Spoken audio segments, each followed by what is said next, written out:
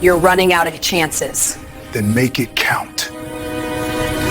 In the suffocating gloom of a Texas prison visitation room, a towering man in an orange jumpsuit broke down, a single tear cutting through his hardened face as he locked eyes with Officer Lena Hart and whispered a chilling plea, "Find my daughter, before they kill her too."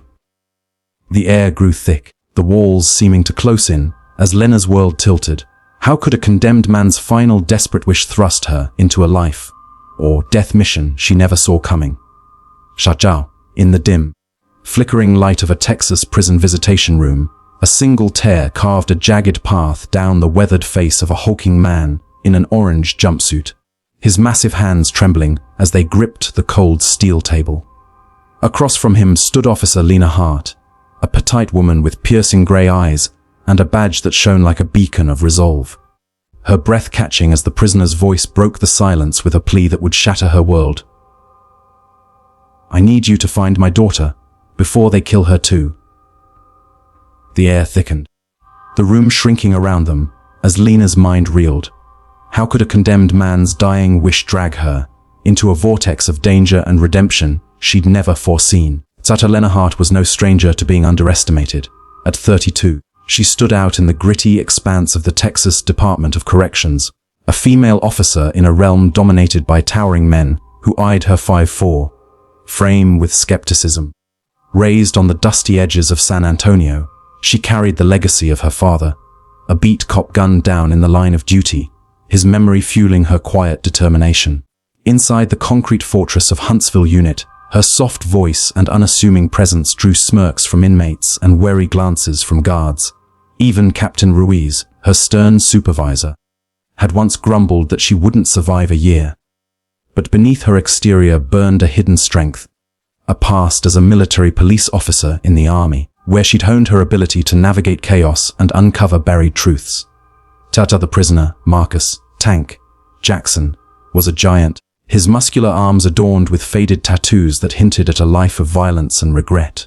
Convicted 5 years ago of a double homicide, he faced execution in 72 hours, his legal appeals exhausted. Lena had been tasked with overseeing his final visits, a duty typically marked by stoic silence or defiant outbursts.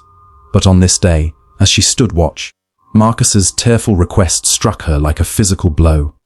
He spoke of a daughter, abandoned when he was arrested, now missing and hunted by the same cartel he'd once served. His voice quivered as he pushed a crumpled photo across the table, a girl with his deep brown eyes, no older than 16. "Her name's Aisha," he whispered. "They'll come for her because of me. Please, Officer Hart, you're my last hope." Chata Doubt gnawed at Lena's resolve. She'd encountered inmates who wielded tears like weapons, bartering for favors, extra calls, smuggled notes. Yet something in Marcus's gaze, raw and unguarded, felt genuine. The rules loomed large, no personal involvement, no deviation from protocol. Her hand hovered over the photo, the weight of her badge anchoring her to duty.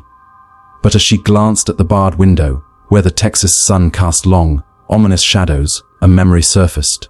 Her father's voice, steady and firm, urging her to do what's right, not what's easy. Against every instinct, she slipped the photo into her pocket, her heart pounding with the thrill of rebellion. So the next 48 hours plunged Lena into a shadowy underworld she'd only glimpsed in passing. Drawing on her military training, she began unraveling Marcus's past, sifting through dusty case files and hushed rumors among the guards. She discovered he'd been a low-tier enforcer for the Sinaloa cartel, his crimes a desperate attempt to shield his family from their reach. The double homicide, a botched hit that spiraled into public exposure, prompting the cartel to frame him and sever ties. The real breakthrough came when she traced Aisha's last known address, a ramshackle trailer park on Houston's outskirts, only to find it reduced to smoldering ruins, the air heavy with the acrid scent of gasoline. A trembling neighbor spoke of men in black SUVs who'd stormed the place days earlier, searching for the girl. Time was slipping away, and Lena's instincts sharpened into a blade. Tension coiled tighter as she drove through the night, her patrol car's siren silent, the weight of her choice pressing down like a storm cloud. She hadn't informed Captain Ruiz, knowing he'd halt her mission and the spectre of suspension loomed. Yet each mile stoked her determination.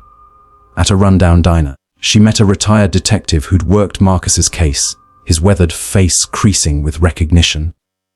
"You're chasing ghosts, kid," he warned, sliding her a burner phone number. "But if Aisha's alive, that's your lifeline." The call connected her to a cartel defector, who revealed Aisha had been taken to a safe house in Austin, a final pawn in the cartel's game before Marcus's execution silenced their loose end. Lena's pulse raced, every second counted.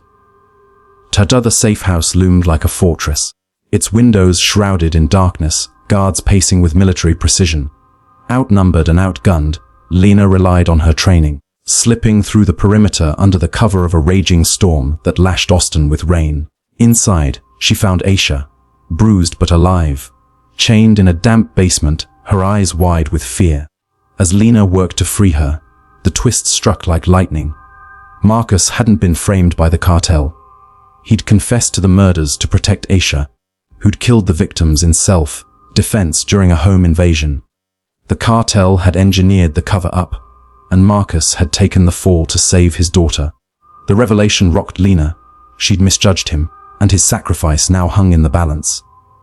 With Aisha in tow, Lena fought her way out, the storm masking their escape as gunfire erupted behind them. She delivered the girl to Child Protective Services just hours before Marcus's execution, her hands trembling as Aisha clutched the photo of her father. At the prison, Lena stood witness as Marcus faced the gurney, his eyes locking with hers in a silent nod of gratitude. "You did it," he mouthed, a tear tracing his cheek as the lethal injection began. The room fell into a heavy silence, the fulfillment of his final wish settling over her like a solemn vow. As dawn broke over Huntsville, Lena stood outside the prison, her badge catching the first rays of light. She defied protocol, risked her career, and unearthed a truth that redeemed a man's soul. Captain Ruiz approached, his expression inscrutable, but he said nothing, only handed her a commendation letter for bravery. The underdog had risen, her hidden past forging a hero's path. Aisha would live, free from the shadows, and Lena knew her father would have been proud. Jiao, what would you have done in Lena's shoes? Stuck to the rules or followed your heart? Do you think Marcus earned his redemption, or was his sacrifice too late to change his fate? Share your thoughts in the comments below. We'd love to hear your take! If this cinematic story gripped you, hit that like button, share it with your friends, and subscribe for more tales of justice and heroism. Ring the bell so you never miss an update. Until next time, stay inspired! Ta-ta.